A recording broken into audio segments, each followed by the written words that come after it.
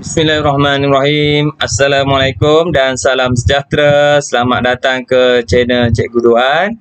Bagi yang pertama kali masuk ke channel Cikgu, jangan lupa tolong like, share dan subscribe dan tekan butang loceng di bawah supaya anda tak terlepas apa-apa video daripada Cikgu selepas ini.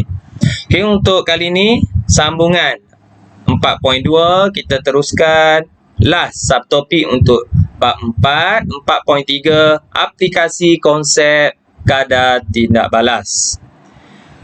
Dalam kehidupan seharian dan sektor industri, faktor-faktor yang mempengaruhi kadar tindak balas lazimnya diubah suai untuk mengubah kadar tindak balas bagi suatu tindak balas. Okey, contoh dia bagi. Peti sejuk menurunkan suhu makanan atau minuman yang disimpan di dalamnya. Betul tak? Itu fungsi peti.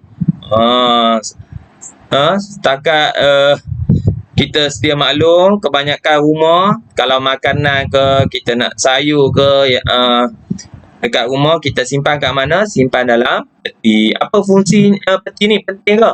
Setiap rumah ada untuk menurunkan suhu makanan. Sebab apa? Penurunan suhu ini akan melambatkan makanan menjadi cepat rosak. Tu dia nak elak cepat rosak, kita letak dalam peti. Okey. So yang ni faktor apa? Faktor suhu lah. Okey, faktor suhu. Okey, dalam industri dikenali sebagai proses haba. Dia nama dia. Ni, freeze haba.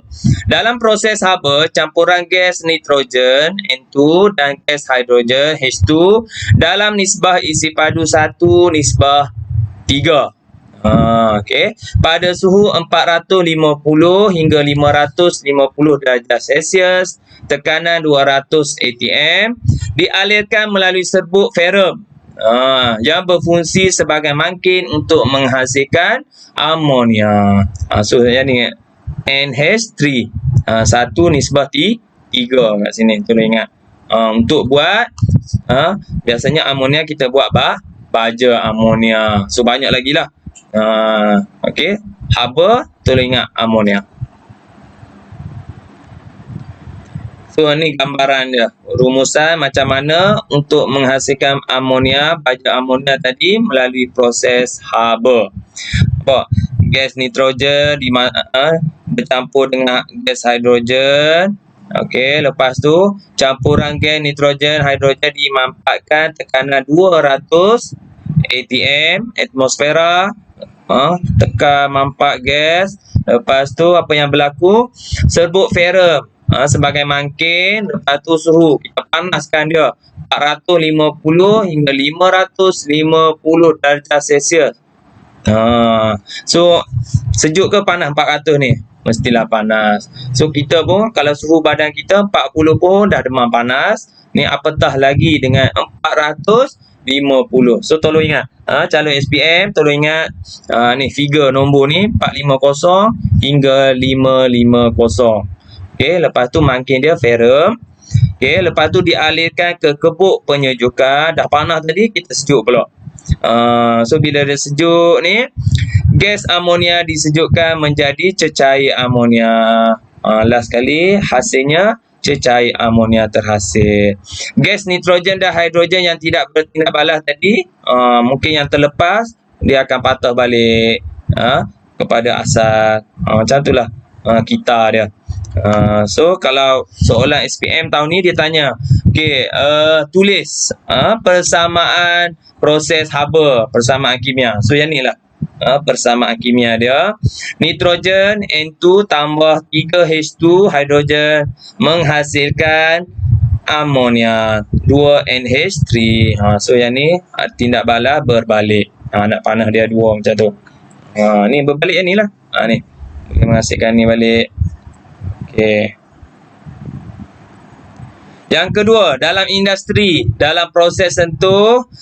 Okey, yang ni adalah untuk menghasilkan asid sulfurik. Sulfur dibakar dalam udara berlebihan untuk menghasilkan gas sulfur dioksida. Okey, S sulfur, S besar, tambah O2 oksigen menghasilkan sulfur dioksida, SO2. Lepas tu kemudian apa yang jadi? Gas sulfur dioksida tadi dicampurkan dengan udara yang berlebihan pada suhu 450 darjah Celsius, tekanan 1 atm dan dialirkan melalui vanadium 5 oksida yang berfungsi sebagai mangkin untuk menghasilkan gas sulfur trioksida. So tambah lagi oksigen kat sini. Kalau 2 dioksida, kalau 3 trioksida. Tolong ingat. 2 SO2 tambah O2 menghasilkan 2 SO3. So kamu boleh beza dah haba dia guna berapa suhu dia. So yang ni 450 je. Kalau haba tadi 450 550. Tekanan 200. Yang ni 1 atm. Mangkin haba ferrum, mangkin sentuh vanadium 5 oksida. Tu ingat beza dia. Kemudian, gas sulfur trioksida ini dilarutkan dalam asid sulfurik pekat untuk membentuk oleum. Oleum ni apa? H2S2O7. So, sulfur trioksida SO3 tambah asid sulfurik H2SO4 menghasilkan H2S2O7. Dah jadi asid ke belum? Belum lagi. Kemudian oleum tadi dicarikan dengan air untuk menghasilkan asid sulfurik pekat. So tambah H2O menghasilkan 2 H2SO4. So jadilah asid sulfurik. Yang ni yang kita nak. Proses apa ni? Proses sentuh. Tu step dia. Fasa-fasa apa yang jadi, tambah apa. So kamu kena tahu. So yang ni gambaran dia. Okey, yang ni rumusan dia dalam proses sentuh. Sulfur, okey. Dipanaskan dengan udara kering, gas sulfur dioksida, oksigen. Lepas tu dia guna vanadium 5 oksida sebagai mangkin. Lepas tu terhasilnya sulfur trioksida. Lepas tu tambah air jadilah asid sulfurik pekat. Itu dia. Ni perbezaan haba dengan sentuh. Yang ni 450 550, yang ni cikgu bagi tahu dah tadi, yang ni 450. Yang ni 200, yang ni 1 atm. Yang ni ferrum, yang ni vanadium 5 oksida. Okey. Wallahualam. So setakat itu saja perkongsian cikgu untuk kali ni. Cikgu harap kamu faham. Okey, kalau kamu suka video cikgu, jangan lupa like, share dan subscribe dan tekan butang loceng di bawah. Sehingga berjumpa lagi dalam video akan datang. Wallahualam. Assalamualaikum.